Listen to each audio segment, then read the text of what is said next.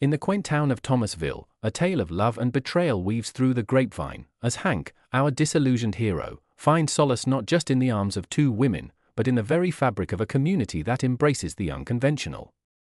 Prepare to be captivated by a story that challenges the very essence of relationships and societal norms.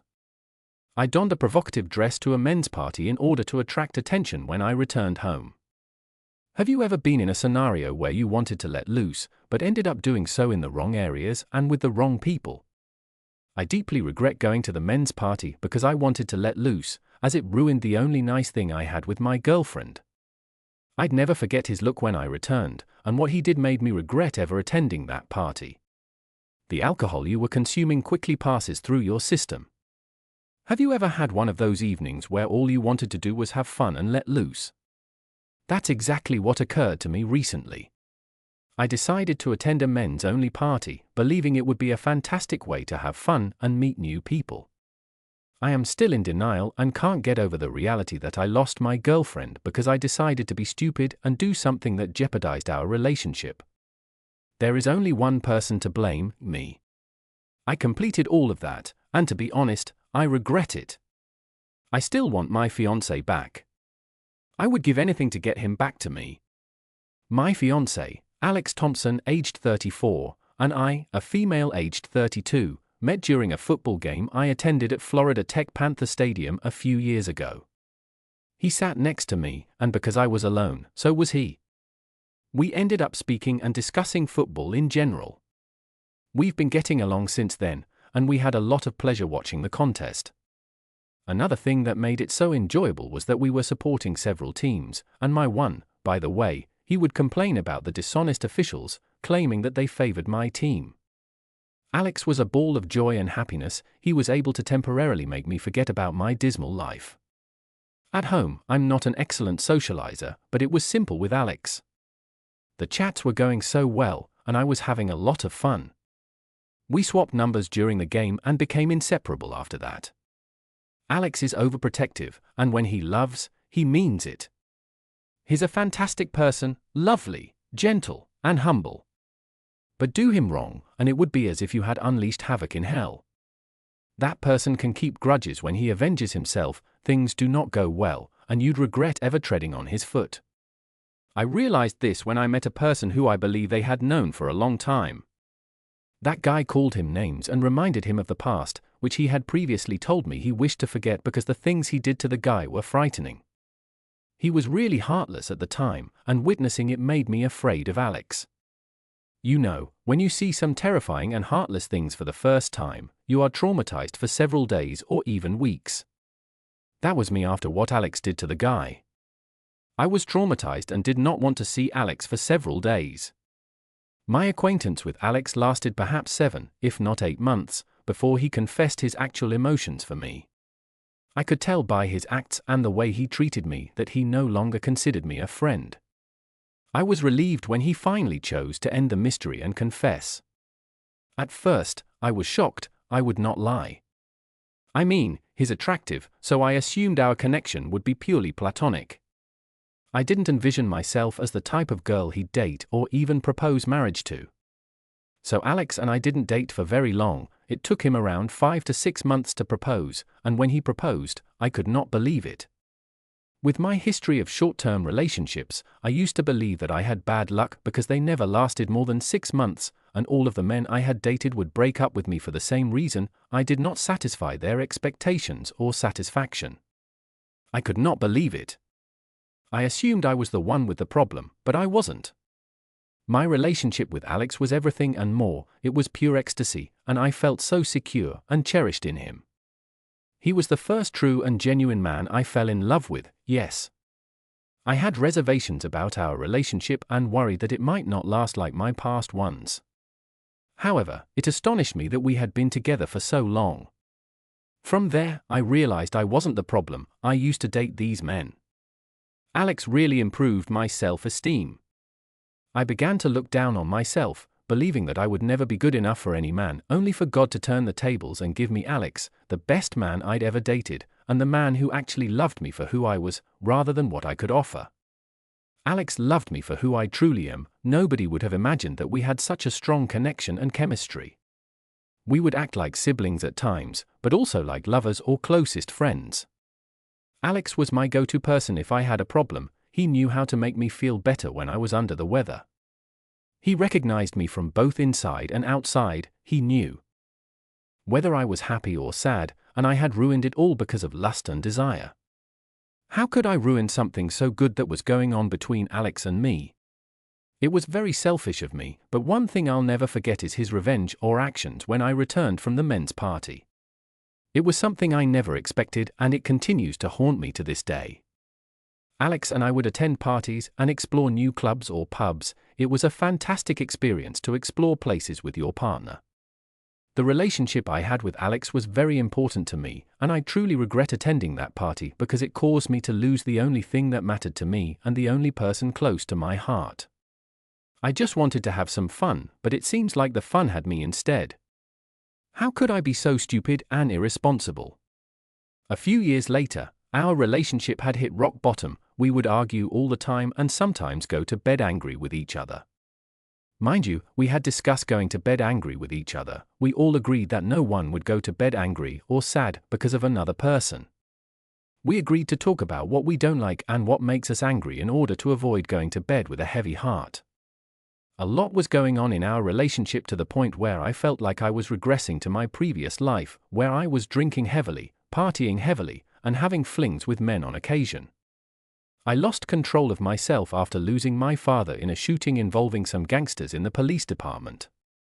My father was a cop, so he passed away while on duty. When I learned of his death, I was completely devastated and lost myself.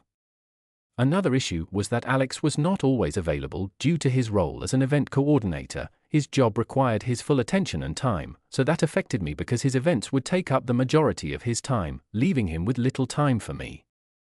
I would only look at our pictures to remind myself of our happier, less busy days. Alex would travel to another city or country to host an event, sometimes for days, weeks, or even months. His travels made things difficult for us, particularly for me, because our intimate moments were no longer the same. I adore Alex, and I still do. The relationship meant a lot to me. It was very special. So one day, while Alex was out of the country for work, I was left alone in the house, bored because I had no friends or close relatives. The house was extremely boring and lonely. Alex was my only and best friend. I tried to stay indoors for the first 2 days of Alex's trip, but I couldn't take it any longer. So I went outside to get some fresh air. I was still sitting in one of the restaurants when I was approached by my long-lost gay friend, Chris. Male, aged 31, was my best friend in high school, but we lost contact after he moved to Spain for school. I was overjoyed to see my friend after a long time of not seeing him and not knowing how to reach him. I didn't regret getting out of the house that day because it made me reunite with my friend. I know that if Alex was to learn that I had a gay friend, he would flip because, in his head, he believes that there is no such thing as gay because we would be getting along with men who pretend to be women. We once had to talk about gays when we were watching some movie that had gays, and he asked a very awkward and weird question about the LGBTQ genders. He asked why gays are transgender don't date lesbians because gays are transgender pretend to be women while lesbians pretend to be men.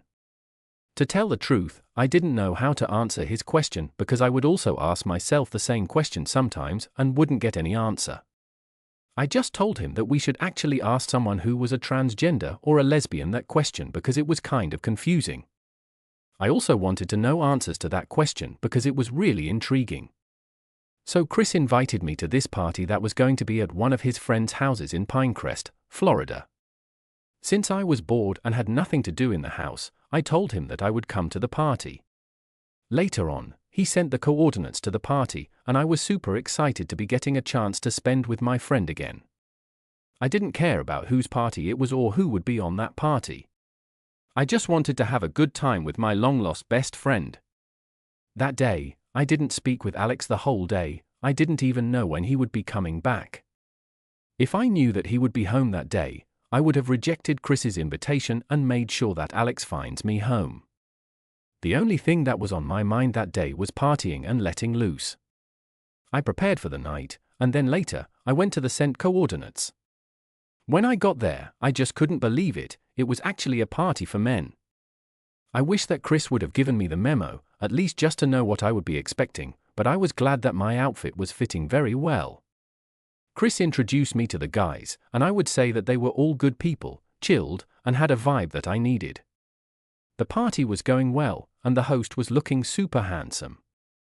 You wouldn't say that he was gay. He was just like every handsome and yummy guy. The party went on. I was drinking like a fish, not because I had problems or anything, but I just wanted to have some fun and let loose, plus I wanted to enjoy my time with my best friend. I had switched off my phone the minute I got into the gate. I had left home with the intention to have fun and be myself. For once I was starting to feel like I was a relative of the house furniture when I was always in the house. The party was in full swing when I arrived. There were laughs, music, and good vibes all around. I was enjoying myself, mingling with new people, and forgetting about the stress of everyday life. It felt liberating to be in the moment and embrace the carefree atmosphere. I was having so much fun, and the drinks were flowing. No one was asking anyone any questions, no one cared about you or what you do. The only thing that brought us together was the party and letting loose. As the night went on, I may have gotten carried away with the excitement. I let loose and had a few too many drinks. Time seemed to fly by, and before I knew it, it was time to head home. Mind you, the time was almost after 3 a.m, meaning I had lost track of time to return home. But I didn't care because I imagined that there was no one at the house. At about 4 a.m, I decided to go home. I told Chris that I was departing, which I don't think he had heard me because he was sloshed. I left and tried to drive back home. I prayed that I wouldn't find Alex because if he saw that I was driving while in the influence of alcohol, he would get upset, and I would get in big trouble. Little did I realize that the cosmos and God was not actually on my side that day. When I arrived at my doorway, I was trying to unlock the door, but I was failing dismally because of the state that I was in. The door eventually unlocked. I believed I was the one who unlocked it, but when I opened the door, I was startled by a surprising sight. He was standing there waiting for me. I couldn't believe my eyes. How did he know I would be coming back at this exact moment? I got medium sober at the very same instant. I didn't know that he was coming back home. The worst part was that I didn't even check my phone. I was just delighted to be attending the party and getting out of the house. I attempted to be powerful and appear less inebriated, but I failed. My walking steps indicated that I was heavily drunk. His expression was a combination of anxiety, indignation, and disappointment. He was clearly concerned about me, but also angry and disappointed in me. I felt guilty for not considering how my actions could affect him. I attempted to explain, but he didn't want to hear it. Instead, he left me on the kitchen doorstep and went to bed. I knew then that I was in big trouble, and nothing I could say or do would convince him differently. He was upset with me. I ended up falling asleep on the couch and waking up to his irate face in the morning. You know when you were heavily sloshed the night before and woke up with a severe hangover the next day? That was me. I stared at Alex with apologetic eyes, hoping he would relax, but it appeared that I was pouring paraffin into already raging flames. He inquired where I was coming from, clearly drunk and around midnight. I tried to lie to him by telling him I was at a friend's party. I just couldn't admit that I'd been to a party full of males. I felt lying to him would help him move on from the situation, but little did I realize that the man with whom I was in a relationship had filmed the gathering. He inquired whether we had started lying in our relationship. His question confused me. I tried to persuade him and told him the same falsehood I had previously told him. But the man of the home did something inconceivable. He threw his phone at me, instructing me to watch the video. What I witnessed almost caused my heart to stop. I tried explaining and apologizing to him, but he just slapped me the hardest of all. I could not believe it. I was so shocked that my mind and entire body froze. He honestly informed me that while he felt I was different, I was worse than his past girlfriends. He was so enraged that he called me names and claimed I went to that party to seek those men's attention. That's why I wore a skimpy, revealing attire.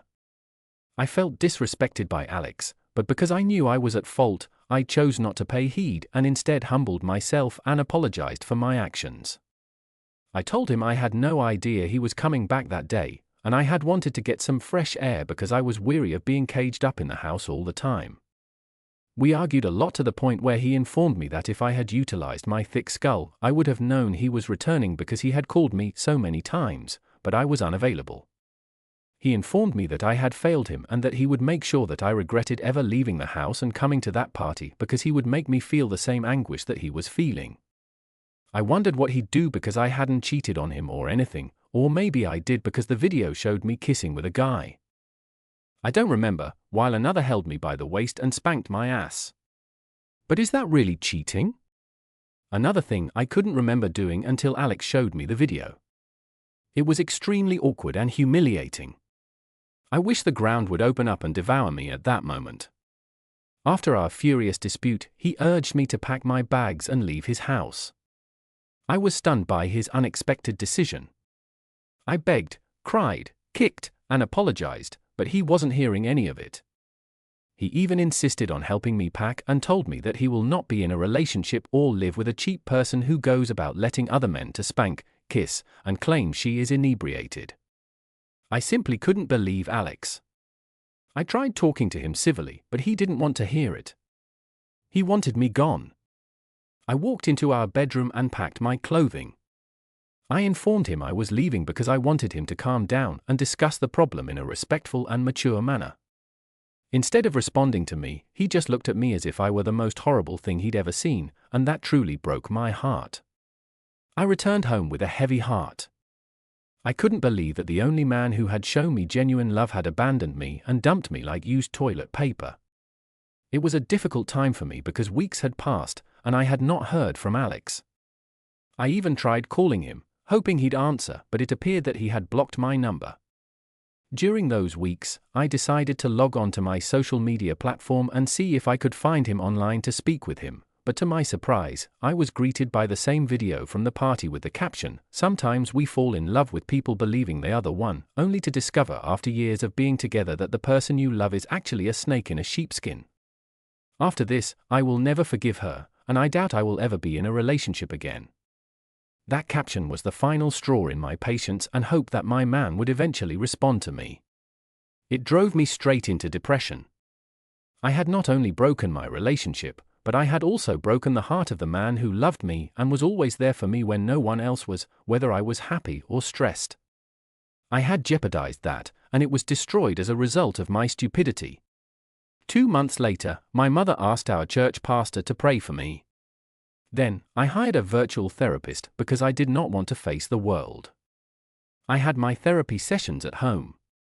Yes, my mother was very disappointed in me when she found out that I had gone to a men's party without intending to cheat on my fiancé.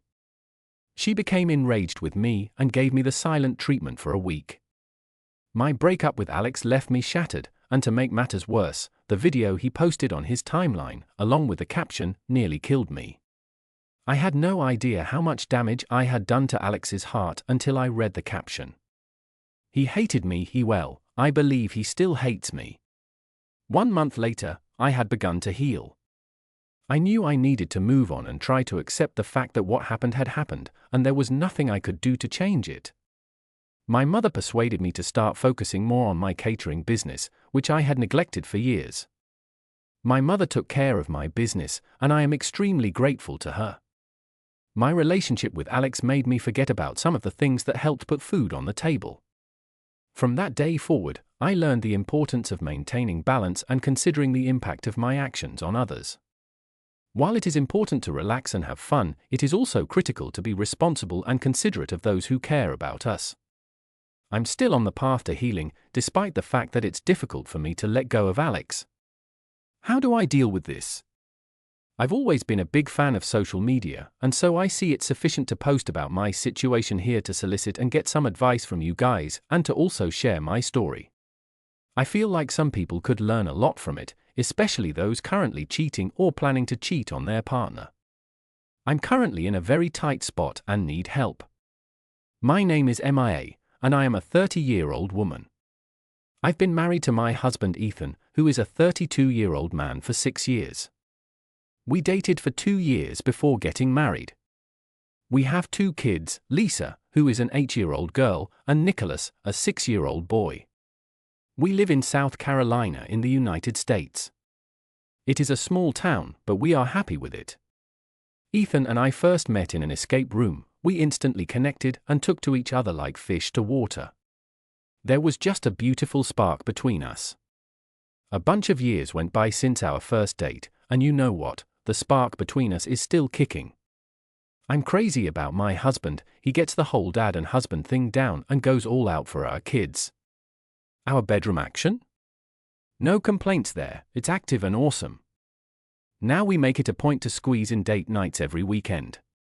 We're not drowning in responsibilities. Overall, married life is like living in a dream. But let's be real, we're far from perfect. He's got stuff I wish he'd tweak, and I've got my own list of changes for me. It's those quirks, though, that make us a perfect mess together. But here's the kicker, there was this small hiccup. I messed up and started cheating. It's like this dark cloud hanging over our otherwise kick-ass marriage. I got caught up in something messy at work, and honestly, I can't pinpoint when or how it all went down. All I know is I ended up having a thing with a coworker. It's like the secret I stumbled into without a clear start. It's not like there was some big plan. It just kind of happened. Now I'm stuck dealing with the fallout from it. The origin of this whole issue stretches back to around 6 months ago when my affair partner and I both joined the company and began our training simultaneously. Even in those early days, something felt awkward. I observed he was exceptionally kind, especially towards me. At first, I brushed it off, thinking maybe he was just a gregarious person. The thing is, the more I attempted to ignore it, the more he appeared to turn up the friendliness. It became this weird thing of him being extra polite, and me trying my best to minimize it. It was like this unspoken tension piling up, creating a peculiar feeling that I couldn't shake off, no matter how hard I tried. Jason, my coworker, was this gorgeous and outgoing man that everyone at work seemed to like. He had this reputation as the fun guy, always bringing happy feelings to the company. What confused me, though, was his extra effort to be pleasant to me. It felt like he went out of his way, and I couldn't quite figure out why. Then, after about a month or 2, Jason applied to transfer to my department. Now it really threw me for a loop. I couldn't wrap my head around why he'd want to switch, especially given we didn't have any special projects or collaborations. Things grew more stranger when we were both at a coworker's wedding. Jason, in his typical extroverted attitude, sought to dance with me. I had to put my foot down and declined, stating that it just didn't feel right or proper, given our professional connection. Jason's unwavering kindness was like a never-ending cycle. Whenever I encouraged him to calm down, he apologized, but the next day he was back at it, attempting to get close to me. The odd part, I could have simply brought it up with HR, but to be honest, a part of me appreciated the attention. He had a flair for noticing everything about me and complimenting me, especially when I changed my appearance. It was a daily practice for him to commend me on things that my own spouse would not notice. It felt like someone had finally acknowledged my existence as entirely real. I started dressing up at work, only to receive Jason's compliments. It became a bizarre cycle in which his focus occupied the void, even though I felt something wasn't right. However, the day I eventually went all in with Jason occurred during a co-worker's birthday celebration. The workplace had a close-knit atmosphere, and we all got along well. We'd all receive invitations to any occasion, such as this co-worker's birthday party. The atmosphere was relaxed, and everyone was having a nice time. It was one of those times when job boundaries merged, and we could simply relax. Jason, true to form, was present, and the social situation made his charm work more effectively. The typical amicable conversation took a turn, and I found myself slipping into Jason's trap during the birthday party. Jason proceeded to his pattern, complimenting me on my beauty and actually making me smile. As the night went on, the drinks flowed freely, and before I knew it, I was more than tipsy. The specifics of when Jason's situation changed are unclear, but all I remember is that I was having fun at the time. The fallout struck me hard. The following day, however, I had cheated on my husband. Regret surged in, and I made a strong vow to stay away from Jason. Frustration and rage rose within me, resulting in a heated fight in which I shouted him out and expressly warned him to stay away, in an attempt to end things. I even went ahead and blocked him, hoping to put an end to the issue that had spiraled out of control. I couldn't even confess to myself how much I enjoyed that moment with Jason. The days that followed were full of guilt. I reached a point where I couldn't bear the thought of going to work and meeting Jason. In my perplexity, I called in sick and used it as an excuse to visit Jason, as I was still embarrassed and upset. My husband, unaware, had inquired about the birthday celebration. I gave him the altered version, claiming that everything proceeded as usual and that I had become a touch tipsy. I conveniently left out the part where I got drunk, stayed the night there, and texted him that I was going to stay at a friend's apartment to sober up. He offered to pick me up, but I rejected and assured him that everything was great. In truth, I stayed the night with Jason, which was not something my spouse could recover from. Returning to work after those turbulent days away was difficult. I tried to keep my distance from Jason, but my determination lasted only a short time. Within a few days, he was back to being overly cordial, which hampered my attempts to keep a professional distance. He'd bring me coffee, get food for me during his break, and give me odd smiles, attempting to resolve the situation. Jason informed me that it was not my fault but his. He apologized and told me not to worry, emphasizing that what my husband didn't know would not hurt him. His attempts to comfort me were unexpected, but what I really needed, he even proposed that I unblock him so we could speak after work. Now call me foolish or silly, and you wouldn't be wrong. I made a major mistake. Jason kept pushing, and despite my better judgment, I unblocked him. The guy's texts were obnoxious but oddly reassuring. He'd send good morning and good night texts, talk about his day, and keep claiming it wasn't my fault. He even offered that we keep our relationship going without my spouse knowing. Stupidly, I started believing Jason's words. His texts, insistent as they were, messed with my mind. On the one hand, I was annoyed by his persistent messaging. However, I found myself questioning my own viewpoint. After all, what my spouse didn't know couldn't hurt him. Jason didn't spend time getting past my defenses. Before I knew it, we were involved in a secret affair. We worked together, so it was very easy to keep it quiet. We'd sneak off to the restroom during work hours for our secret meetings. I got it, it sounds silly now, but I was so caught up in the excitement that I didn't realize how ridiculous it was to throw my spouse off. I made up a story about wanting to advance in my career, claiming that I'd be working longer hours despite my husband's concerns about my stress, considering he made more and could pay our bills.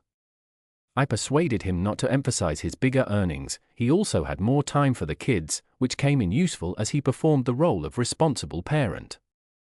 I used the excuse of working additional hours to hang out at Jason's apartment after work. We'd either wait for everyone to go before our secret restroom meetings or simply go over to Jason's apartment. Looking back, it's evident that I was caught up in a web of lies and misplaced priorities. Jason had this ability to make me feel like I was the center of the universe. I felt like I was the only one who really mattered. I found myself smiling more and feeling excited to go to work. Sick days from work became rare. My husband saw my renewed zest for work and expressed his pleasure that I was happy. He did, however, point out that I was obviously ignoring the children. He was correct. I began to delegate parenting responsibilities to my husband, even when I was at home. I'd hole up in our study, pretending to be focused on work when I was actually texting Jason. The kids began to complain and ask for more time with me. I'd brush it off, explaining that Mommy needed to work. This lasted for weeks, and my coworkers began to notice the difference. Jason and I were suddenly getting closer, and I wasn't giving him the cold shoulder anymore. I even went as far as leaving my car at home so Jason could drive me back to his apartment. Looking back, I realized how foolish that was. Anyone could have seen me in Jason's car, and someone did. But at the time, I thought it was a romantic gesture. The entire situation had me caught up in a cloud of rash decisions and misguided romantic ideals. There were numerous signs, almost as if the universe itself was trying to warn me to put a stop to this entire situation. Looking back, it is clear that these warning signs were scattered along my journey. However, I foolishly chose to ignore them. The first hints came in the form of my own guilt, a nagging feeling that should have served as a warning. Then there were moments of hesitation, those brief pauses before responding to Jason's messages when I could have reconsidered my actions, as well as my children's complaints and my husband's concerns. They were clear indicators that something was wrong. As if that wasn't enough, my coworkers began to notice the shift in dynamics between Jason and me, and the risky behavior of leaving my car behind just to share a ride with him was a clear indicator. It's almost comical how the universe sent these warning signs my way. Nonetheless, in the whirlwind of emotions, I remained unaware of the approaching storm. It's a realization that often comes with hindsight. The universe had been dropping hints, attempting to redirect my course. Due to my stubbornness or more likely ignorance, I chose to ignore these signals solely because I enjoyed the thrill of my affair with Jason. My husband's sister once caught me riding shotgun in Jason's car while driving through traffic. It's a miracle she never told my husband.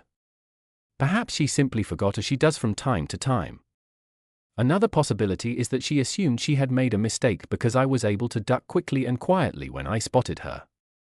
That moment could have blown the lid off the whole affair, but somehow luck was on my side, and the secret stayed safe. Everything appeared to be going as usual until it all went wrong. Jason and I were our normal flirtatious selves at work, sneaking into the lavatory for a quick intimate session during lunch.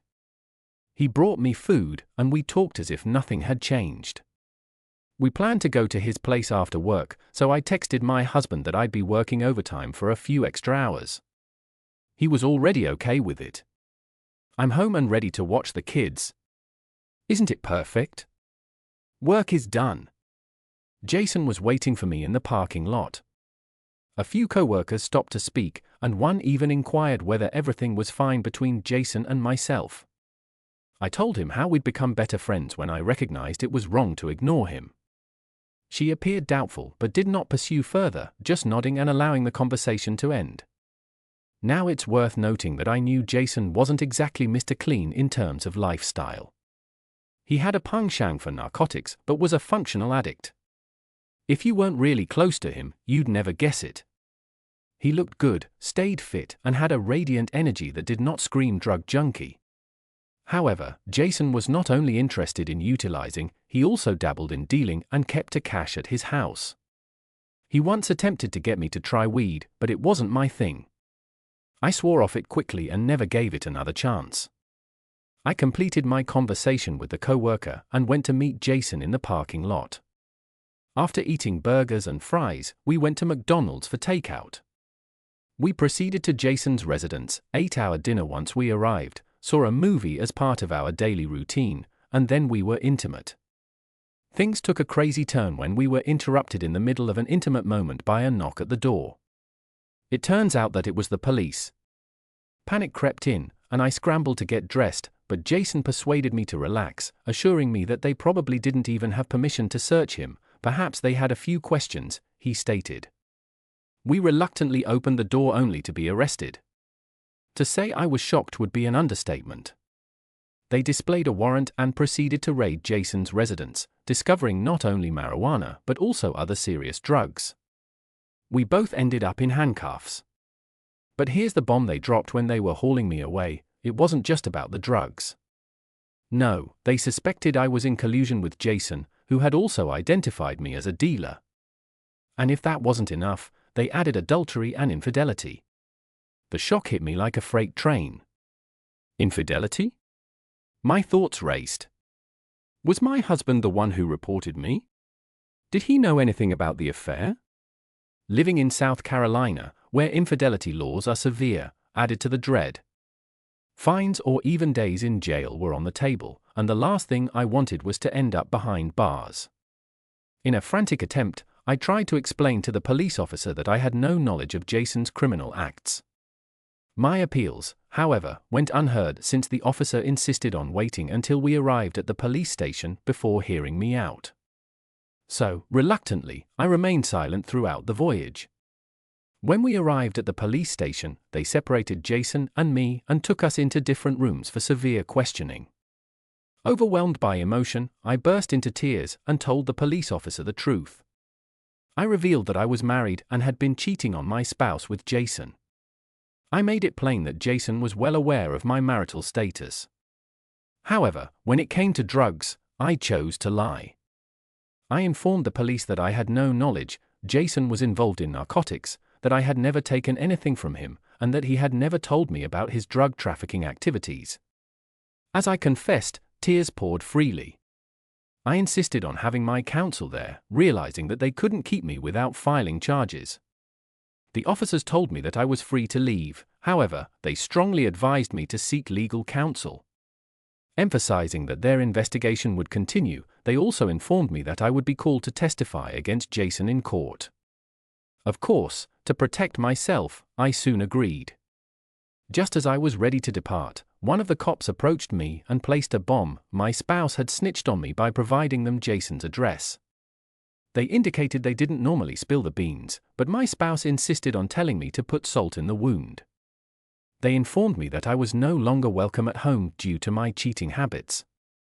I couldn't hold back my tears and started crying all over again. The cops weren't really attentive to my tears, their expression showed a clear scorn for my immorality. Regardless of their judgment, I vowed to return and ask my husband's forgiveness. So, I got in a taxi and drove home, but let's be honest, what did I actually expect? When I arrived, I discovered all of my things neatly arranged on the front porch, which was a frigid and unfriendly welcoming, to say the least. Devastated, I knocked on the door but got no response. To say I was devastated would be an understatement. I stood there crying for hours, but it became clear that they were either ignoring me on purpose or weren't home. There were no other options, I had to gather my belongings and seek shelter in a motel for the night. I couldn't even return to Jason's flat since he had blocked me. They had released him, but it was evident he was being investigated and could wind himself in prison. I'm sitting in my hotel room and feeling completely disoriented. The gravity of the issue has me completely distraught. And I've been crying for hours with no idea what to do next. Attempting to contact Ethan, my husband, has been met with silence. He refuses to answer my phone calls or react to my texts. Even when I contact my in-laws, Ethan's parents have refused to answer the phone. My family resides in another state, and the distance makes it difficult to seek solace with them quickly. I'm hesitant to fly tomorrow because my top objective is to mend my marriage with Ethan while also working. I can't just get up and leave. What do you believe I should do? Please read it, please contribute to the update. Wow, okay, it has been a month since I posted that post, and I never anticipated it to get so viral. I've received multiple DMs requesting an update, so I guess I owe you one. So here's everything that has happened since. First and foremost, staying in a hotel for a month, no matter how low cost, proved to be a financial strain. I've had to change hotels twice in quest of more economical accommodations. Furthermore, the painful reality has set in. After a few weeks of his silence, Ethan and I are on the verge of divorce. I reached a breaking point and texted Ethan a sincere plea for him to act like an adult and communicate with me. Fortunately, he ultimately yielded, breaking the ice and responding to me. We set up a meeting in a neutral location, a restaurant. It was disappointing to see that he did not bring the children, but I understood his caution and lack of trust.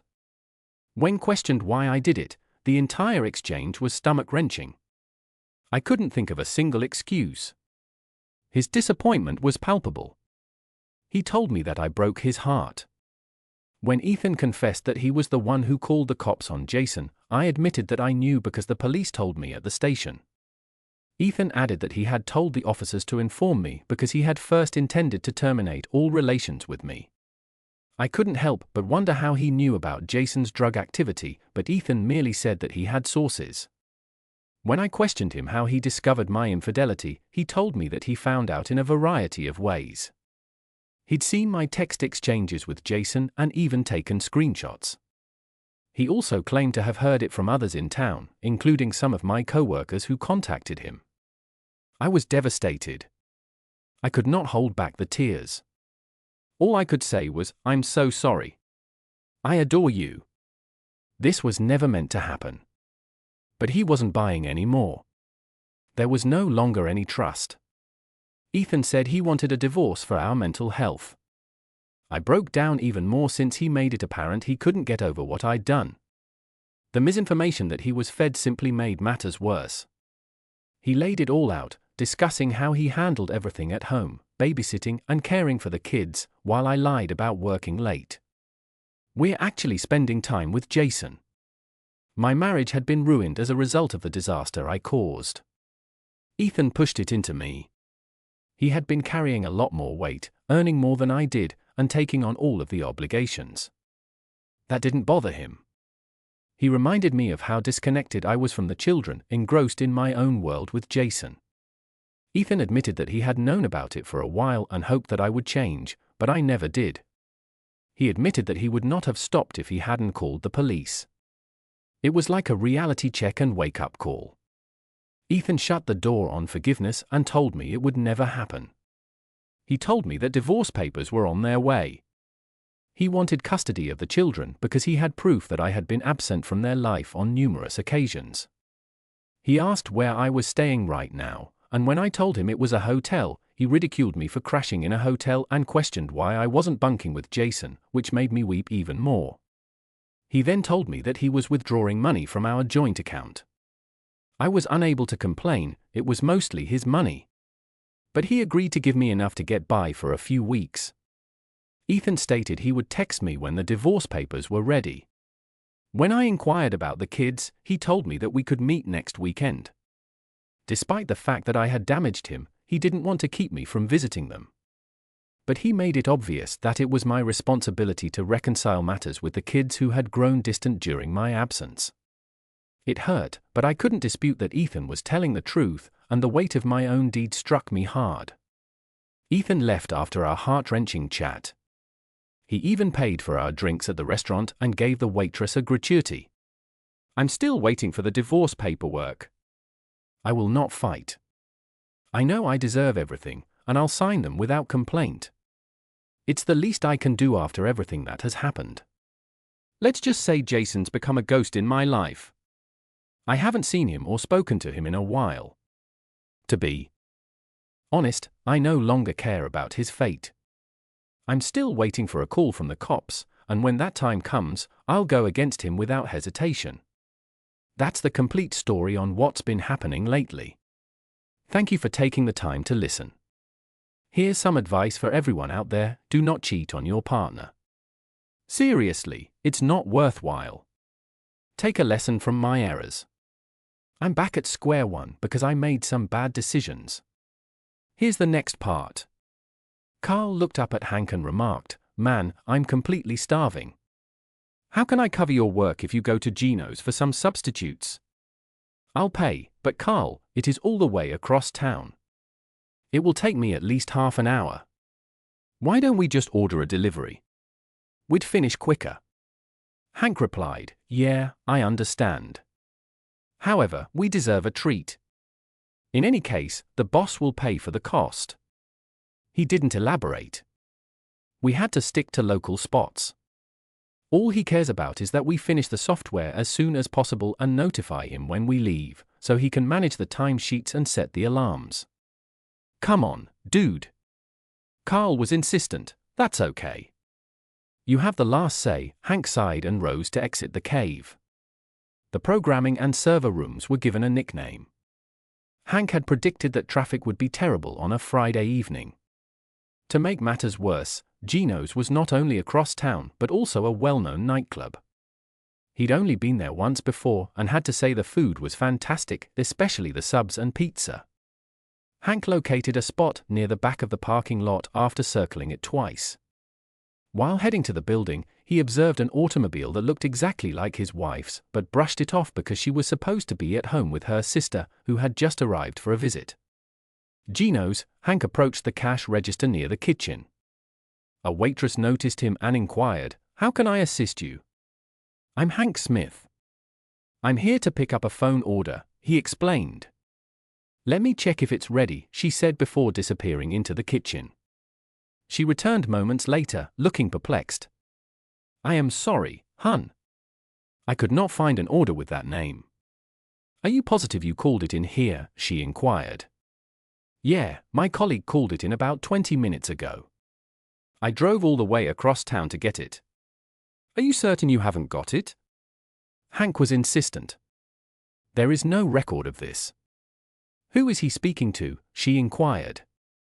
"I'm not certain." "Let me call him," Hank said, taking his phone out of his pocket. Hank inquired after Carl had responded, "Hey, they do not have our order." "Didn't you report it?" "Yeah, you were right there. Remember when you rented?" "Damn. Well, since you're already there, you can just wait for them to arrive. I'll hold the fort here. I just spoke with Tristan, who wanted to know how much longer it will be. I told him it would be at least another 2 or 3 hours, so we've got time." Carl comforted him. "Okay, this sounds good. I'll wait until it's ready." Hank ended the call, bracing himself for the wait. After double-checking Carl's order, Hank turned to the waitress and mentioned calling it in here. "Look, I'm across town, and we're on a late shift. Could you please speed up the process so I can get back?" "Oh, sure, honey. Whatever you have." Hank gave her the order and then took a seat at the bar to wait for the takeout while watching the other customers.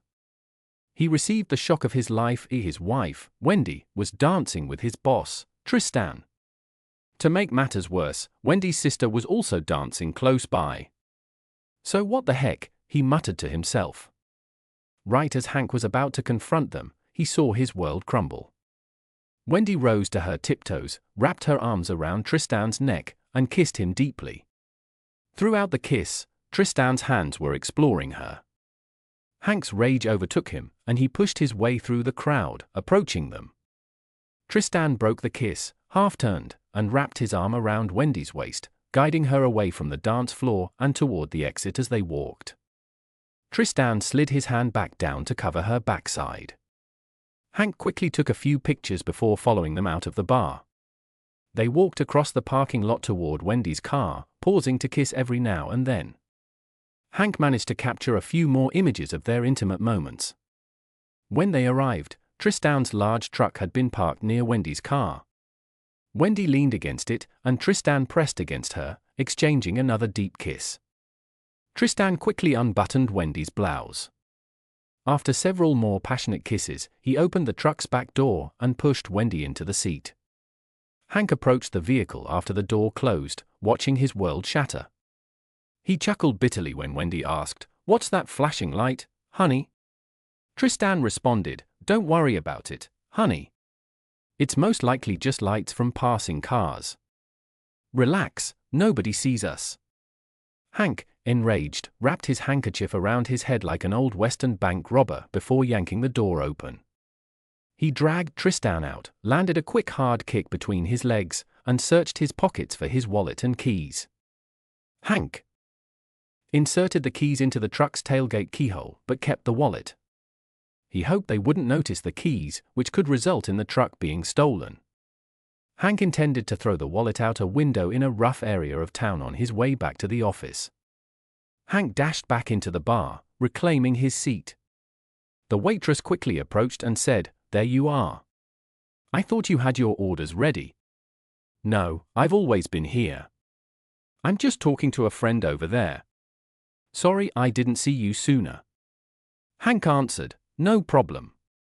She handed him his meal, saying, "Here is your food." Thanks. Hank took the food and quietly exited the bar, carefully weaving his way to the car to avoid being discovered by his unfaithful wife and boss. As he approached his car, he noticed Wendy assisting Tristan into a truck and providing comfort. The ride across town was tense. Hank's rage nearly resulted in 2 accidents. When he finally reached his office parking lot, he entered the building, carrying the food, and locked the door behind him. As Hank walked in, he stormed toward the server room where Carl was waiting. Carl smiled and said, "It's about time you came back. Did you go home or something?" Hank tossed the food bag onto Carl's workstation and nearly collapsed into the chair next to him. Carl turned and was about to yell, "What the hell?" when he saw Hank's face.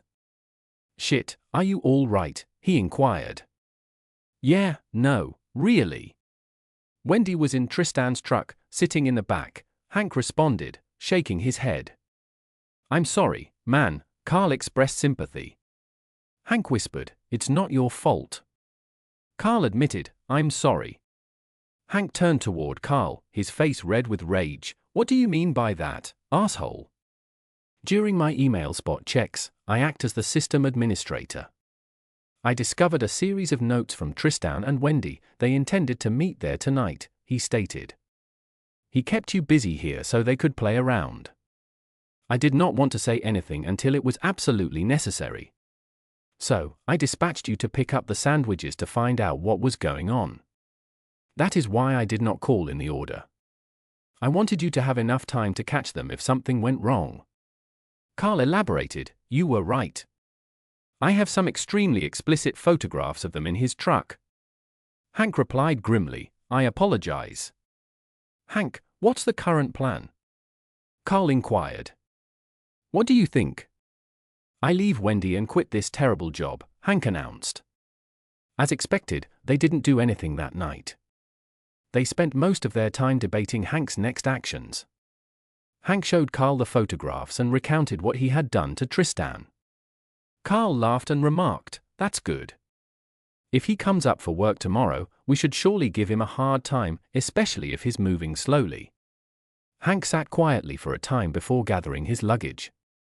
Carl waited for a bit before asking, "Hey man, are you leaving? We've got a lot to accomplish, and I can't finish this without you." "I'm out of here, screw Tristan and his work," Hank answered. "Please wait for a second. You can't just run off half-cocked. What are you planning to do? Return home to confront her, and how about Tristan? You can't let him off the hook. Either get your ducks in a row, plan ahead of time, or you may lose more in the divorce than required. Come on, let's wrap things up here and make plans for you. They don't need any more notice than you can give them." By the time they had finished their assignment, it was past 1:30 and time to leave.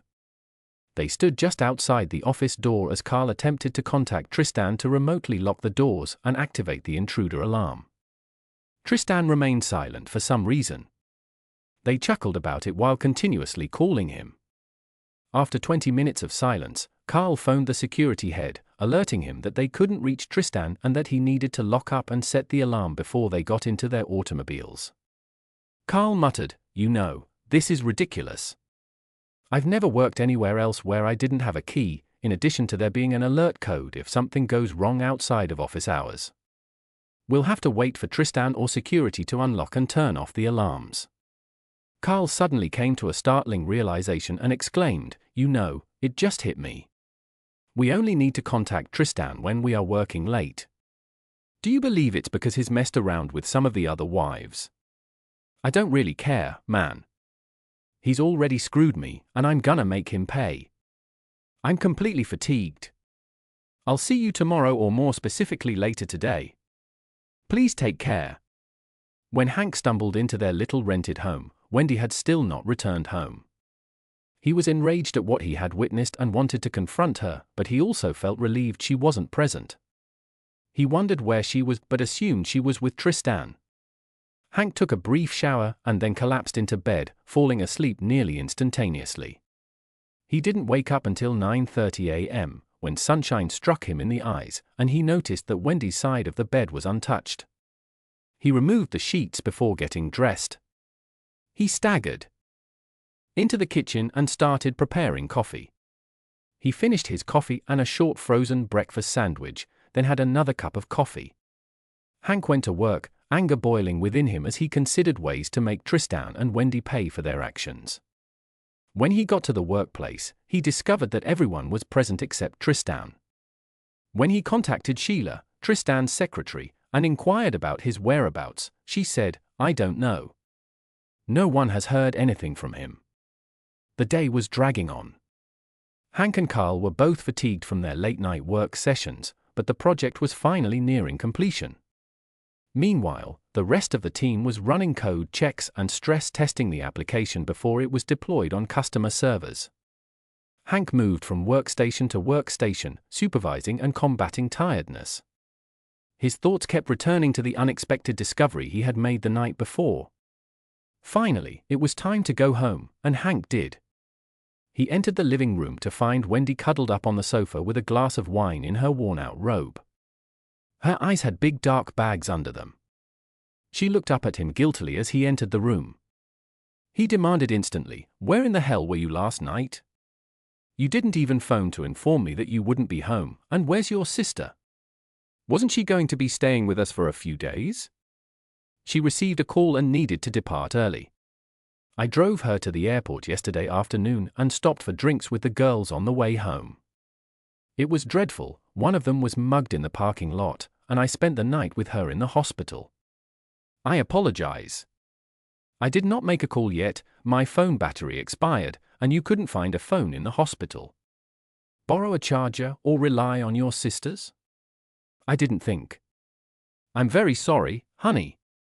Yeah, right. If I didn't know any better, I would assume you were having an affair. What's for supper?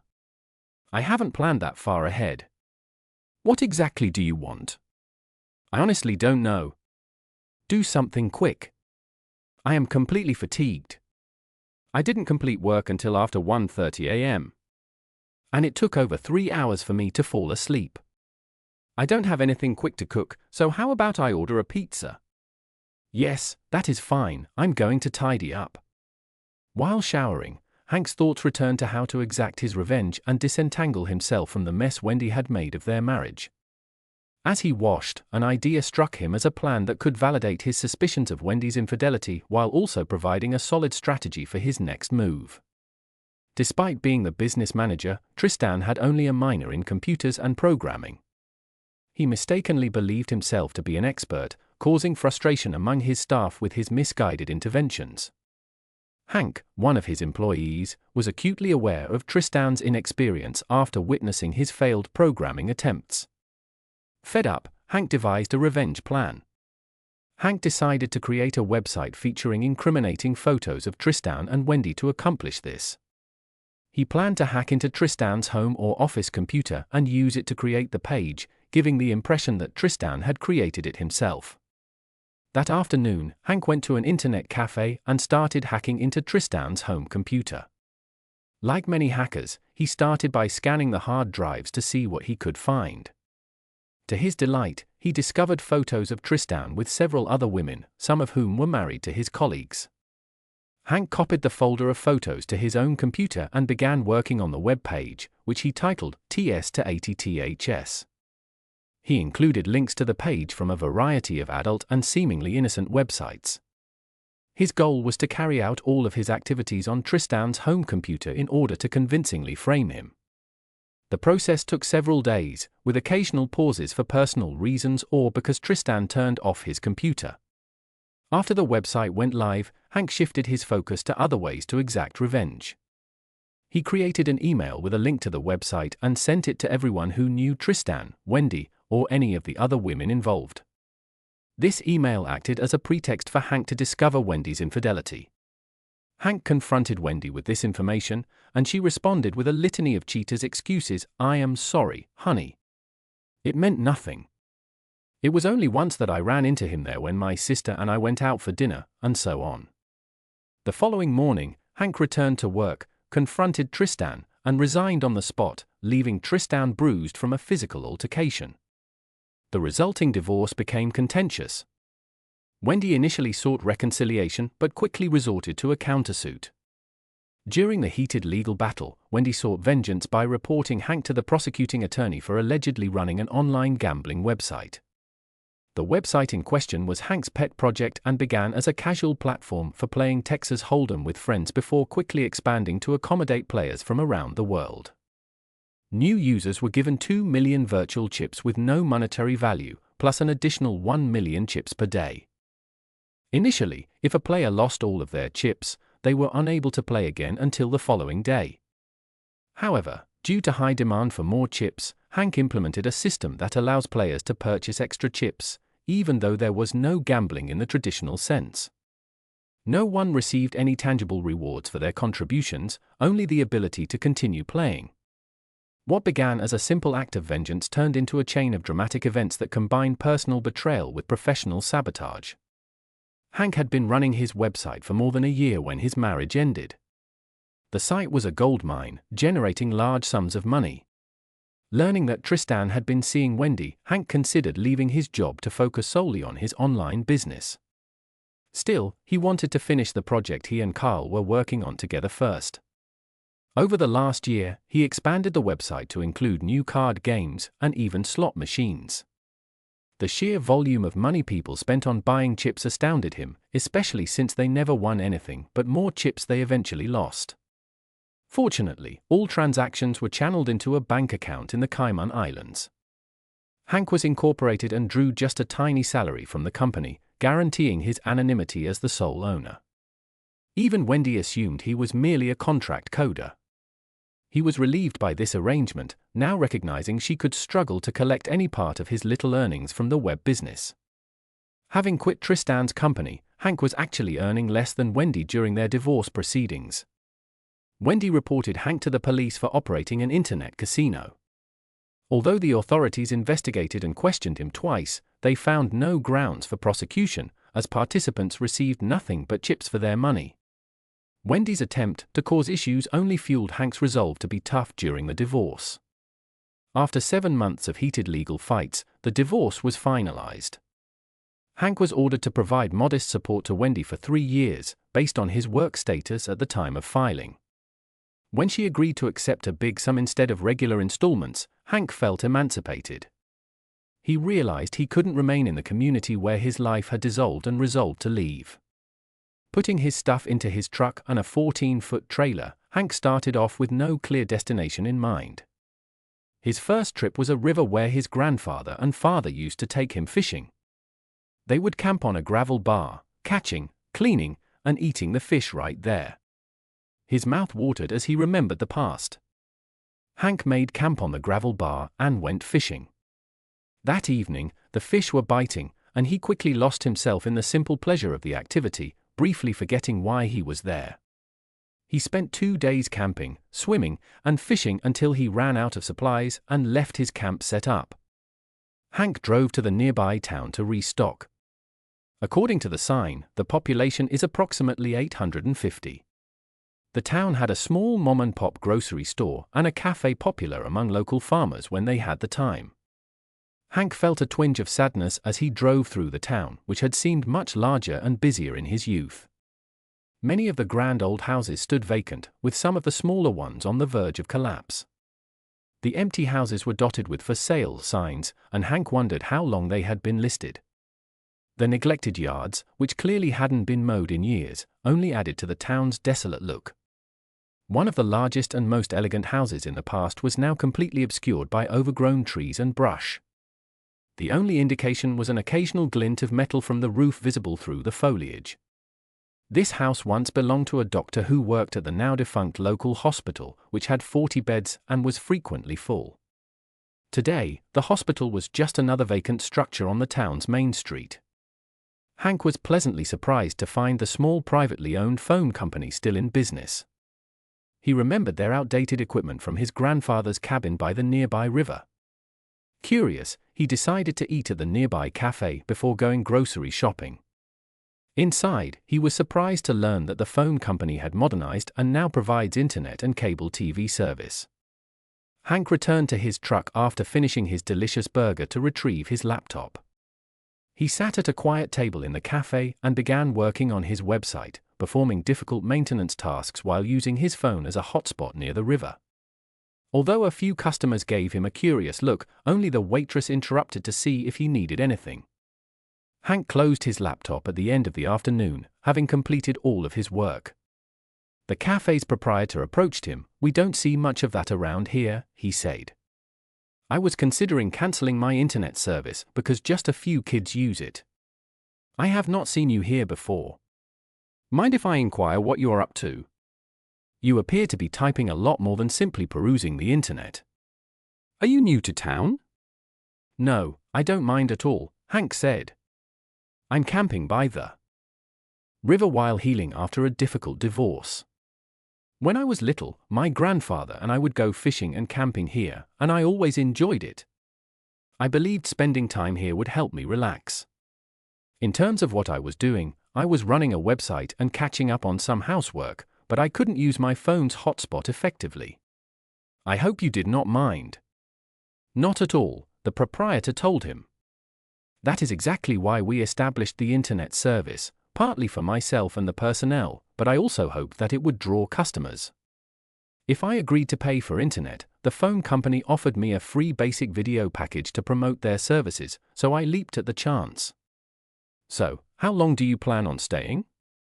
I am not sure, probably until I am ready to move on. I have everything I own in my vehicle and trailer. After the divorce, I left my former home and decided to drive until I found a place I liked. This was my first stop, and I'm still not weary of it. Wow, living a wandering life, that must be nice. In some respects, it is.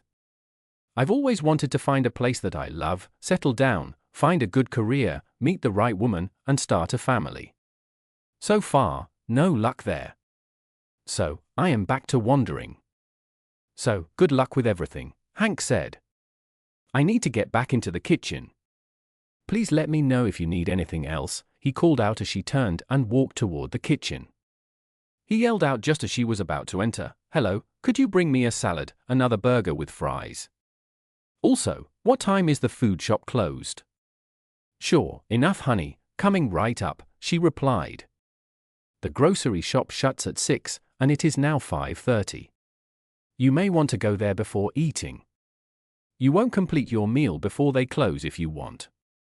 I can put off making your dinner for a little so you can get your groceries.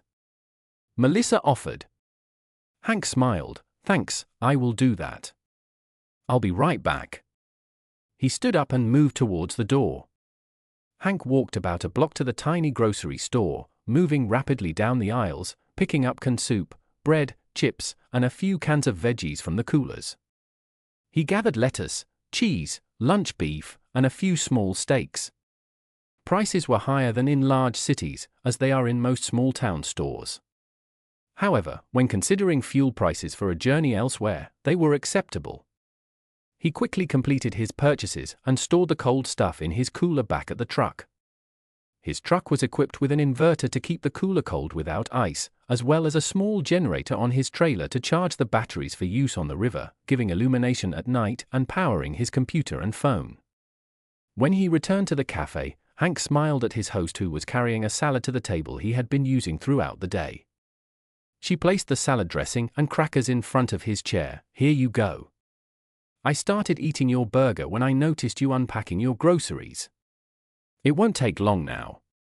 By the time Hank finished his dinner, a few more people had entered the modest cafe. Some were alone, others were in couples, and a family had also come in. When he went to pay, the woman behind the counter thanked him heartily. "I hope you come back again. It was good to have someone here in the afternoon. It gets a little lonely sometimes. If you're still around on Sunday, join us for lunch. My specials were always fried chicken with all the fixings. We still have the standard menu options," she added. "You know, I might do it." "Thanks," Hank said with a pleasant nod before leaving. A few days later, Hank returned to town and headed straight to the cafe. Upon entering, he inexplicably halted to look at the bulletin board next to the cash register. It included a list of properties for sale, as well as a list printed on county letterhead that detailed properties scheduled for auction at the courthouse due to delinquent taxes. The auction was scheduled for the following Tuesday at 10 a.m. Melissa, the cafe owner, caught him looking at the bulletin board and grinned. "It's good to have you again, Hank. How have you been?" "Good, Melissa. I needed some groceries, so I stopped in for another of your excellent burgers." "All right, do you want it right now or alternatively, you may wait?" "That's so sweet." "I believe," he nodded to his computer case and added, "I figured if you didn't mind, I'd do some work first." "Sure thing. Can I get you anything now?" Yeah, some unsweetened iced tea would be ideal. When Melissa gave him tea, she asked, I noticed you glancing at the bulletin board. Are you looking for something in particular or simply browsing? Mostly just browsing. I saw the auction flyers first, followed by all of the properties for sale. I'm astonished at how many properties are being sold for back taxes. It appears that there were 3 or 4 here in town. Yes, there are the same ones each year. Every now and then, a new one crops up. One of these isn't the old Doc Fisker's home. It's been on the list for 6 years, and no one has ever bid on it. As far as anyone knows, he died without any surviving family members, and nobody wants the house enough to buy it. Of course, this is not surprising. There are several properties in town for sale, and only 1 or 2 sell each year. Where is his house, Melissa? Do you drive by it when you come into town? Actually, you can see it from here. See all the trees on the hillside near the creek? The roof occasionally gleams when the sun hits it just right. Yes, I see. The house appeared to be quite large. I am surprised that no one wants it. It used to be not only the largest, but also the most expensive house in town. I don't know about it right now, though. I wouldn't be surprised if it's in pretty bad condition. Children have probably broken in and done who knows what inside. A couple of the other empty houses have even burned down as a result of kids getting inside, smoking dope, and accidentally starting fires. Hank had no idea why, but he was drawn to a large house surrounded by overgrowth.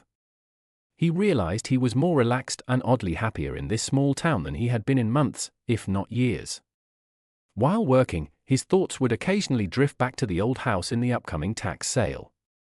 Finally, around 1 p.m., Hank was able to divert his thoughts away from the old house and focus on his work. He turned off his computer and reclined in his chair. Melissa, who was in the kitchen, noticed him and called out, eager for lunch. Thank you, Melissa. I'll order another salad and burger, but can I have onion rings with it today? Sure thing. It will be out right away, she responded.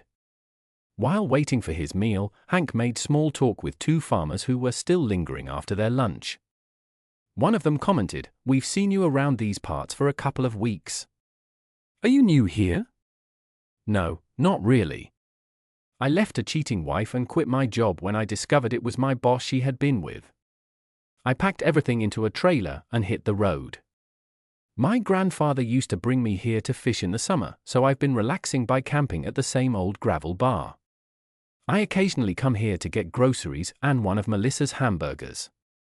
I also use her internet to do work that I couldn't do with just my phone as a hotspot. I thought you said you'd quit your job.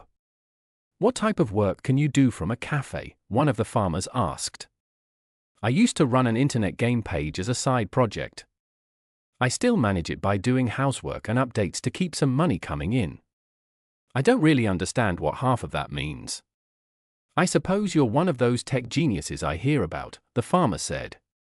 Say, are you not the guy who lives in the old box trailer by the river? That would be me.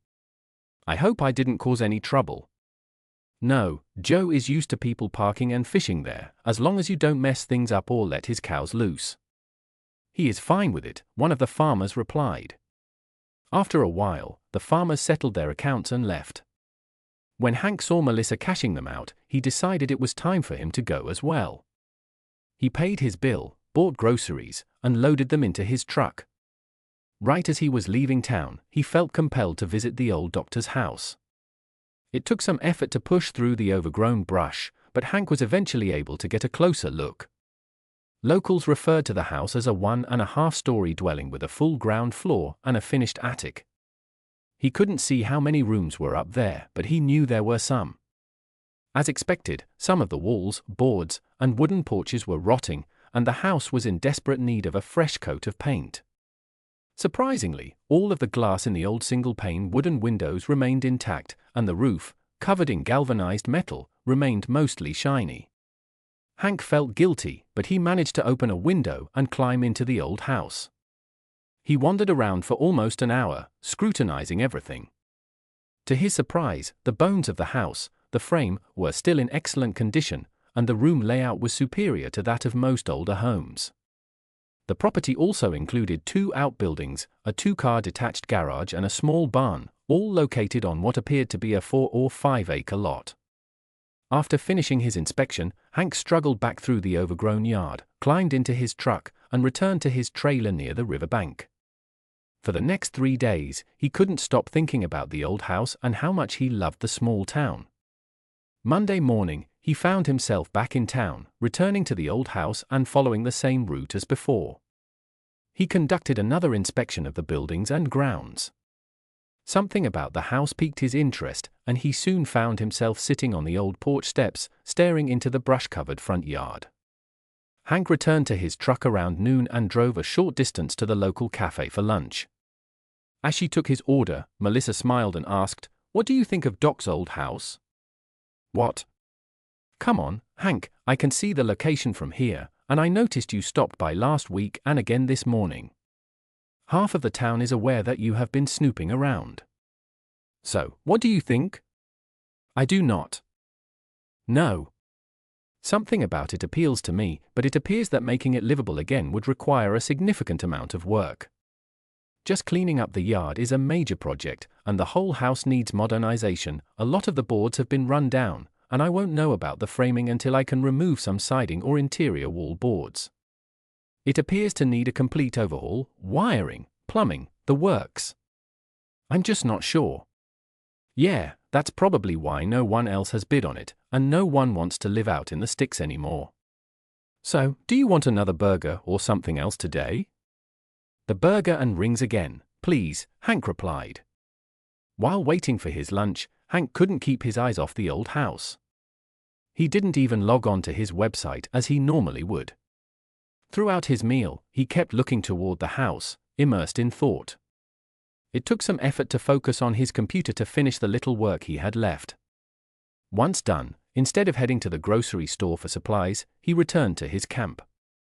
He spent most of the day working on his computer, balancing his finances, doing bookkeeping, and programming scenery changes for his website.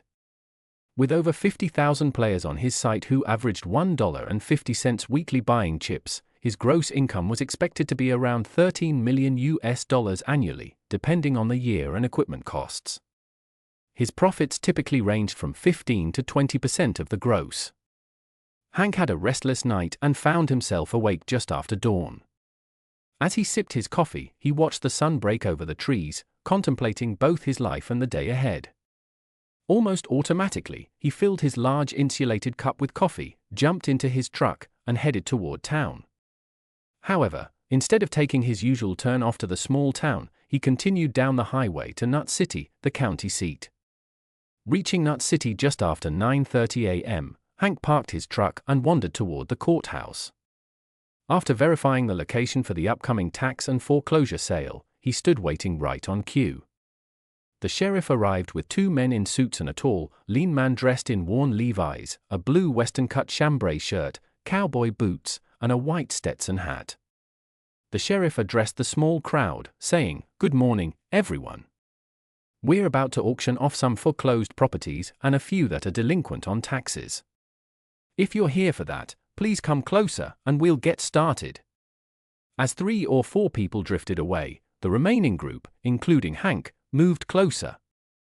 The auctioneer stepped forward, took a paper from one of the suits, and began describing the properties, their addresses, payment requirements, and starting bids.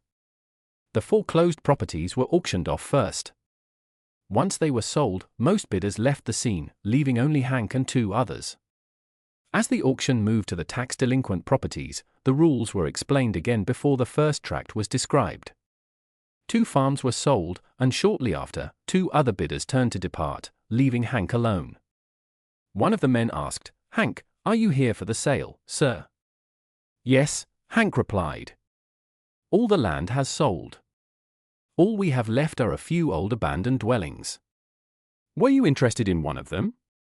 "Yes, I may be insane, but there's an old house in Thomasville I'm interested in," Hank said. The man shuffled through the remaining papers and asked, "Which one is it, sir?" "We have 3 parcels in Thomasville." Hank gave them the address, and the man went through the paperwork to get the details on Doc's residence. Glancing at the records, he said, taxes on that home total $1,575 in arrears of 9 years. This year's taxes will be due by December 31st. The minimum bid is the tax balance, sir. Without hesitation, Hank answered, I bid $1,575. After a short glance around, the auctioneer performed his smile and brought his hammer down, sold for $1,575.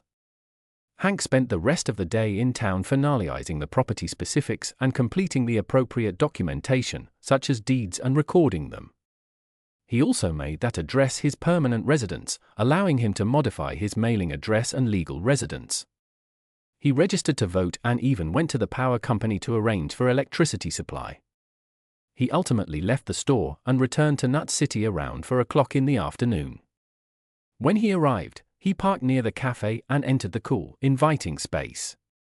Melissa greeted him with a cheerful grin as he sat at his usual table. What will it be tonight, Hank? I believe I'll have one of your chicken fried steaks with potatoes and gravy and some green beans, please. Where have you been all day? I didn't expect to see you for a few more days after you were here yesterday. I spent the day in town and did not feel like cooking when I returned to camp, Hank replied. Hank ate his dinner as soon as Melissa delivered it, paid the bill, and returned to his camp. He parked, undressed, and relaxed by swimming in the calm water. After swimming, he packed up most of his dispersed gear, which had been relatively secured since he'd been gone all day, and watched the sun set. The next morning, after a quick breakfast and coffee, Hank finished loading his belongings, hooked up his trailer to the truck, and drove to town to his new home. After only an hour of work, numerous others stopped by to chat or watch him clear the brush and shrubbery from the driveway. It took all day to clean the driveway and make enough room for his truck and trailer. Finally, he unhooked the trailer and moved it to his desired location. Hank took his teddy bag and walked to the brook at the border of his land. There was a chest-deep hole that was easily accessible, so he took a refreshing bath before returning to the trailer, changing out of his damp shorts and dressing in clean clothing. When ready, Hank walked about 2 blocks to the cafe. Despite the late hour, there were still approximately half a dozen tables with clients eating or waiting for their dinners. Hank took his normal chair near the front window, smiling when Melissa approached with a glass of water and placed it in front of him. Well, you are definitely the talk of the town now. I can't believe you purchased that old house. Isn't it in fairly horrible shape? I've seen better, but I believe the relationships are solid. I'll spend a fortune patching things up, but when it's finished, I'll have a great space. I might use some assistance, however. Do you know someone who would be willing to assist me disassemble it and clean up the yard? I might have you check the bulletin board. Sometimes there is something there. I see you have relocated your trailer into the yard over there. Are you going to be around to work now? Yeah, I'll be here for a while. I intend to undertake as much of the work myself as possible. It took Hank over 2 hours to eat his dinner and leave the cafe. Almost every man in the building and a few ladies came to his table to talk about the old mansion. He even got some leads on persons who could help him with the renovation. However, Hank was not in a hurry to do the work. While money was not a huge concern, it was nevertheless a factor. His money was earned in the Cayman Islands, and he only paid himself a minimal wage as an employee of his company to reduce U.S. taxes on the offshore funds. Using corporate funds for the remodeling would entail paying taxes on the surplus amounts. Hank was relaxing under his favorite tree, recovering from his labors, when 2 young women entered the yard and pleasantly greeted him. He was dumbfounded for a time when he saw them. Both were tall, approximately 5 feet 8 inches, and pretty attractive. He had seen them around town before. The blonde occasionally worked in the cafe. He had also observed another female, a Hispanic woman, conversing and joking with the blonde in the cafe from time to time, but didn't know their names. Both had their hair in ponytails and wore tight cutoffs that revealed their fingers and a hint of their well-shaped backsides. They also wore tight-knit shirts with no visible bra straps, brimming with excitement. The blonde smiled and said, "Hello, Hank. We have been watching you work, and Mom stated that you were considering employing some help, but we haven't seen anyone working for you. We both work part-time at the cafe for Mom, but we don't make much money. Alice and I were wondering whether you would consider employing us to assist you. So, you are Melissa's daughter, Hank responded. Yep, my name is Jan, and Janice goes by Jan, and here is Alice. We are twins and do everything together, the blonde laughed and explained. Hank, looking at the two distinctly different girls, said they were twins? Jan laughed and said, we have different parents, but we are sort of twins. We were both born on the same day, 20 minutes apart in the same hospital, so we call ourselves twins. We've been best buddies forever. I considered hiring some help, but haven't gotten around to it. Several tasks would be easier with assistance, but money is tight, so I've put them off. I'm not in a rush to complete the work. I just want to move in before it gets cold in the fall. The two girls exchanged glances until Alice spoke up. Anything we can earn would be extremely helpful. We're both starting college in the fall and need to save as much as we can. We may not be experts in construction, but if you show us how, we can accomplish a great deal. Okay, maybe I could use some help, Hank said, considering their offer. I remember struggling in college. Which year are you in and what is your major? Jan responded, we are starting our second year. I want to be a great teacher, while Alice wants to work in computers. They talked for a few more minutes before Jan said, we need to go. We promised Mom that we would help today. Catch you later. Hank watched as the two young women crossed the street and entered the cafe.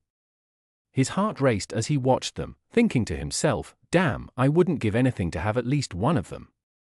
Once they were out of sight, he resumed his work, removing old windows and replacing them with triple-pane PVC ones. Each window opening had to be resized to accommodate standard window sizes, a less expensive but more time-consuming alternative to custom-built ones.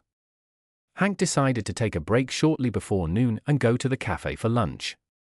Jan and Alice jumped up to greet him as soon as he walked in and took his usual seat. Melissa, who had started towards his table, smiled and returned to the kitchen as she noticed the girls approaching. Hi Hank, Alice responded cheerfully. What can we get you today? I would like the chicken enchilada platter, please, and an iced tea, Hank replied. Jan smiled, coming right up. You'll love it.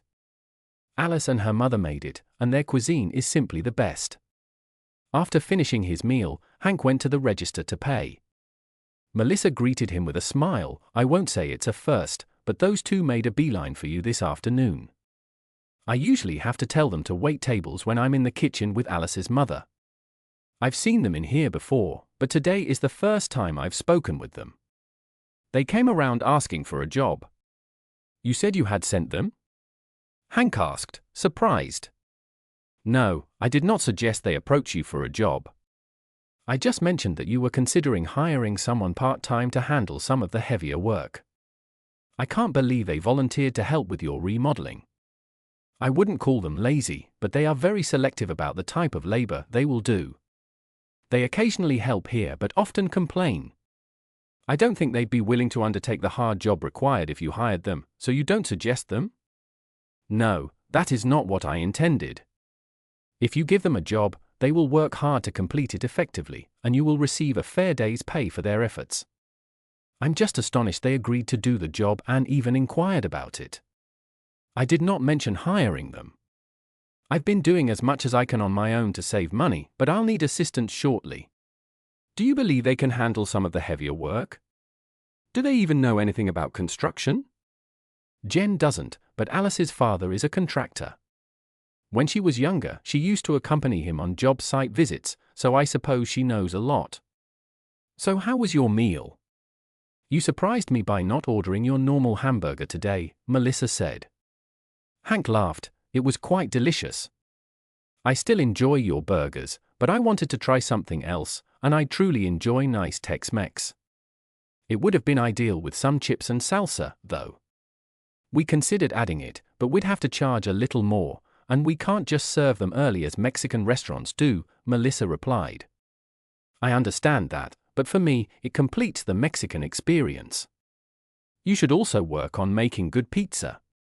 I dislike having to drive to the county seat to get some, Hank suggested. Melissa laughed and responded, You don't ask for much, do you? You know, we can't have a menu that big in a little space like this. Perhaps you'd like to come work here and offset the expense of all that extra inventory? Hank chuckled, No, not really. I was simply adjusting. Melissa smiled as Hank stood eager to go back to work. She followed him to the register, got his money, and they parted ways.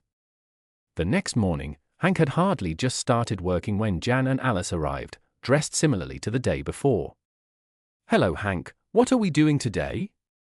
Alice called out. Hank frowned before responding, I was planning to finish mending the siding so I could paint it in the next day or two. What are you two planning? Jan seemed slightly guilty, perhaps they were nervous. Whatever you require, we're eager to try anything, she said. Hank paused, realizing the girls assumed he had already employed them. Unsure of what to say or do, he stood stationary for a time. When he finally spoke, the girls became anxious and began to turn away. So, if you are certain you want to help, I could use it. However, you are not dressed for anything particularly messy or demanding, Hank observed. Hank inspected the work that needed to be done and realized he was working on the back of the house, fixing broken siding and planks. The remainder of the exterior was ready for painting. He'd already peeled away the flaky old paint and feathered the edges, so the next step was to paint. Tell us what to do, Jan said. I am still working on the back of the house, but if you want to paint the exterior, go ahead. The paint is on the front porch, as you can see. I still have the scaffolding set up on the side, you can start from the top, Hank instructed. The girls were beaming with enthusiasm, literally bouncing on their toes. Hank couldn't help but notice how their uncontrolled breasts moved inside their snug tops. Jan went to Alice and said, Come on, let's get started. They quickly proceeded to the front of the home to begin their new work. Hank had no idea how long the girls would work or if they would both show up when one or both were missing during his lunch hour. He would often find them working in the nearby cafe. Of course, Hank did not devote all of his time to house restoration. He frequently worked on his website and occasionally took on minor programming jobs. Without an internet connection at home, he generally worked from the cafe because he didn't live in the unfinished house yet. By the conclusion of their first week, the girls had painted one side and the front of the house with 2 coats that looked great. They'd also become close friends with Hank, who believed they were tormenting him with their bodies. There were numerous group times where he could see down their shirts, particularly when they wore loose blouses. More than once, one of the females painted and climbed ladders while wearing a miniskirt. On Friday of the first week, Hank summoned the girls to the backyard where they frequently took breaks beneath his beer-drinking tree. He tried to keep track of their hours and calculated an hourly rate because they hadn't discussed remuneration. The females sat down, and he handed each of them a stack of bills and said, This is your pay for the last week and a half.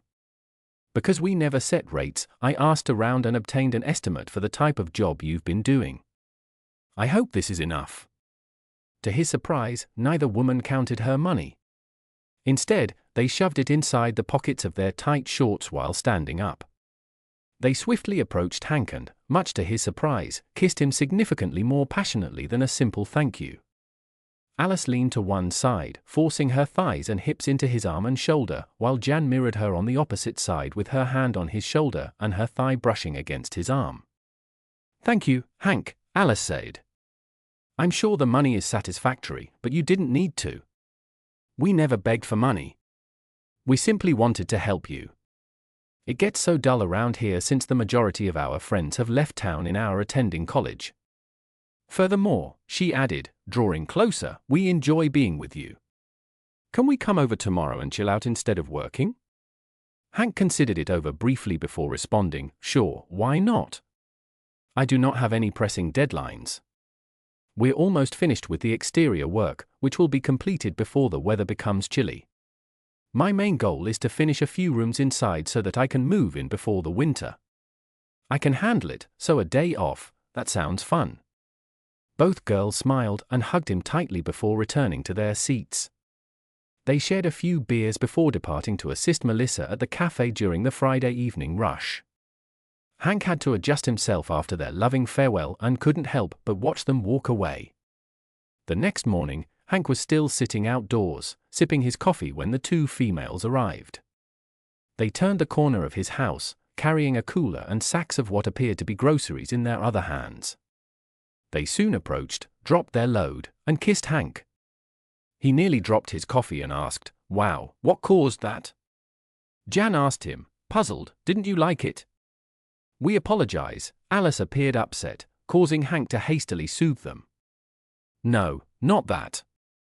You just took me by surprise. What reasonable single man wouldn't welcome kisses from two stunning women? What have you brought?" Hank asked. "I assumed we were simply going to rest, and I feel guilty about not receiving something special," he added. "Do not worry about it," Jan said. "We simply brought some beers, burgers, and dog toppings. We see how much you enjoy Mom's burgers at the cafe, so we figured we'd host a barbecue. If you don't mind, would you?" "No, absolutely not," Hank agreed. "So now that it's her party, what are the plans for the day?" Hank inquired. "Not much," Jen said. "As previously stated, simply chill around, drink, swim, and grill some burgers and dogs." Jan grabbed his hand and attempted to pull him out of his chair. "Come on, let's go swim. It's already too hot to sit and sip coffee."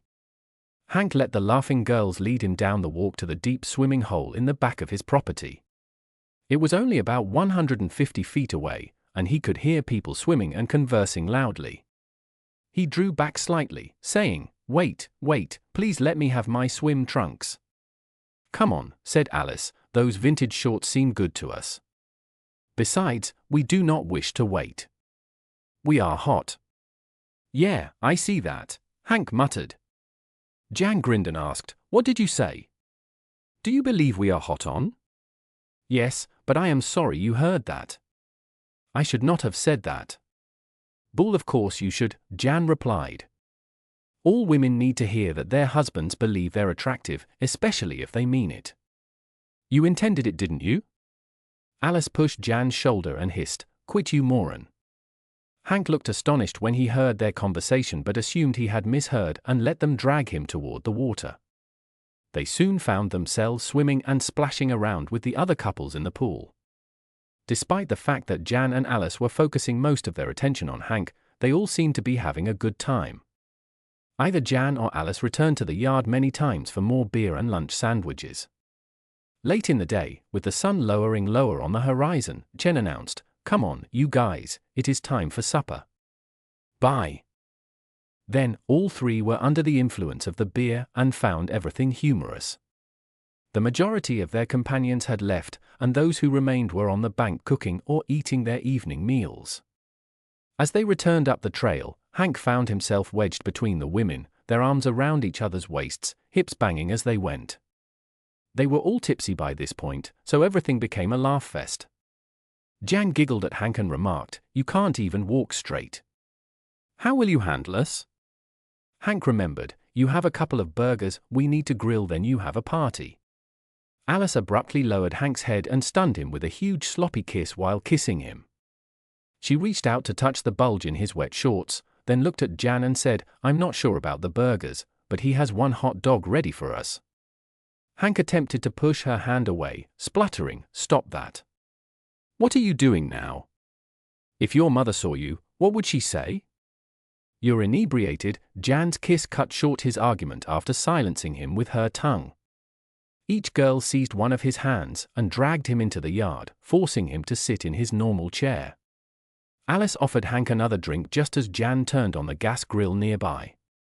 After the grill was lit, the women began unpacking stuff from the cooler and bags they had brought earlier. They quickly set out the food and paper plates on the little table, grabbed beers for themselves, and joined Hank in waiting for the grill to heat up. After checking that the grill was suitably hot, Jane turned to Hank and remarked, "All right, Hank, the grill is ready for you to cook the burgers and dogs. Now we'll get the buns ready." She and Alice laughed as they headed to the table to start cooking the buns. They were soon all eating burgers, chips, and some delicious barbecue beans. Jan had taken something to her mom's cafe after the meal. They washed up and went to the stream for an evening swim. Everyone else had already left by the time they arrived at the water, leaving them alone in the swimming hole. Their swim quickly became playful, with splashing, teasing, and many shared kisses. After cooling off, they returned to Hank's yard, where the girls quickly stripped themselves and Hank. They forced him into his tent and pulled him down onto the bed. As the light faded, Hank lay there with the two stunning women on either side of him, touching and kissing him. Almost instinctively, he wrapped his arms over them, expressing his confusion. "Girls, what's going on here? Why are you doing this?" he asked. Both women rose slightly to meet his gaze. Jan spoke first. "We observed you observing us at the cafe since the first time you came in. You were never rude or obnoxious, like the majority of the men we've dated, and Mom truly likes you. We haven't met anyone else around here or at college we like enough to go on more than a few dates. You're different. We spent the entire summer with you, and you have always treated us wonderfully. We wanted to date you and see if there was something more, but you never made a move, so we decided to take action ourselves." Hank nodded and took it in. "I understand that. After my wife, I was afraid to try again. Plus, you're almost 5 years younger than me. I didn't expect you to be interested, even if I asked." "You're wrong. We were and still are interested," Jan responded. "I genuinely like you both and like spending time with you," Hank acknowledged. "I can't even fathom choosing between you," he added. Alice noted that the females had previously smiled and embraced him. "Good. We do not want you to pick. We are twins. We do everything jointly and don't want you to choose. You are trapped with both of us, Hank." Hank softly held each woman while they kissed him. The women eventually noticed Hank and responded by finding him happily asleep while continuing to caress him. Jan sighed. "Well, that's disappointing. I cannot believe he just fell asleep. Are we so boring?" Alice chuckled before commenting, "Either that or we served him too much beer, but to be fair, he has also worked very hard." "Yes, but damn it. Now what are we going to do?" Jan questioned. "How about we go to sleep?" Alice smiled and shifted her position, placing her head securely on Hank. Soon, all three of them were fast asleep and did not wake up until early the next morning. Hank awoke first, carefully removing his arms from beneath the girls to rush to the restroom. His head throbbed, and his mouth felt like cotton. His stomach twisted, and he was so thirsty that he couldn't even consider satisfying it. He instantly set a pot of coffee to boil and began shaking off the remnants of his day. Before finishing his first cup, both women walked out of the tent, groggy, and went directly to the bathroom without saying anything. They quickly reappeared, got a cup of coffee, and sat down, sipping the reviving brew and staring at Hank in quiet unison. After they had emptied the coffee pot, Hank looked at the women and stated, "You two are dangerous. I'm heading to the cafe for some breakfast. Are you coming?" They exchanged glances before Alice responded, "Yes, but I am not sure how much I can eat." Melissa chuckled as she saw them enter the cafe. "You three appear to have been ridden hard and put away. I heard you were partying hard. I hope you learned your lesson." Hank dropped into his normal chair with a young woman on each side and reacted, "Melissa, I resent that. Regardless of the rumors and plans, I stay as pure as the driven snow. They attempted to infect me with demon rum, but failed." Jan reddened, patting Hank's shoulder and said, "Hey, that's my mom you're talking to. Besides, you weren't resisting too much before falling asleep." Most of the male patrons laughed, and Melissa added, "You girls didn't mind what you were doing either." Jan and Melissa exchanged glances before rising and slowly following Jan into the kitchen. The muffled sounds of their talk mingled with the regular kitchen noise while the meals were being cooked. Hank suffered several minutes of light mocking from his friends, including a few fun warnings about the girls. Jan and Melissa emerged from the kitchen, carefully laying plates of food on the table before taking their seats and starting to eat. The mood remained calm while the group recovered from the previous night's excesses. Hank finished his dinner somewhat earlier than the women and waited patiently. After they were finished, he jumped up and said, "I need to go home and recover. I will see you all later." Melissa met Hank at the cash register before he proceeded to pay. He had only just walked outside when Jan and Alice joined him, each throwing an arm around his waist. He gazed at them but said nothing, wrapping them in a shared embrace as they walked slowly back to his house. When Hank arrived in his backyard, he slumped onto his bed and fell asleep almost instantly, barely noticing the two women laying down on either side of him. They all slept until nearly noon, only waking up when they were asked to take turns in the bathroom. They ultimately gathered to have iced tea. Hank broke the silence by saying, "Were you girls just joking yesterday? Should I be concerned about some of the things you said?" Jan appeared puzzled. "What things? I can't remember much of our chat. I remember a lot of laughing and joking around, but not much about what we said." "You know, you both claimed you wanted to sleep with me," Hank mentioned. Jan responded, "Yes, but you already knew that, right?" "No, not really. I mean, I assumed you were taunting me. I was trying to pick which of you I wanted to ask out, but that was it," Hank said. "Hank, I believe we told you it does not operate that way," Jan stated. "We both like you a lot, and we share everything. We haven't discovered anyone else to care about. We love each other like sisters. We both want you but do not want to hurt one another, so we decided to share you. Is this a problem?" Hank stammered, "Well, yes and no. I don't know. I like both of you a lot, but what about your parents and the entire town?" Alice joined in, "How about them? It is none of their business. Sure, we cannot both marry you, but if we get along, there's no reason we can't both live with you." The girls continued to help Hank with the renovations, progressively taking responsibility for choosing paint, decor, and even the final touches for the house's interior. They began by methodically completing the kitchen according to the girls' desires. They then handled the restoration of an old sitting room and butler's pantry into a beautiful master bedroom with a large master bathroom.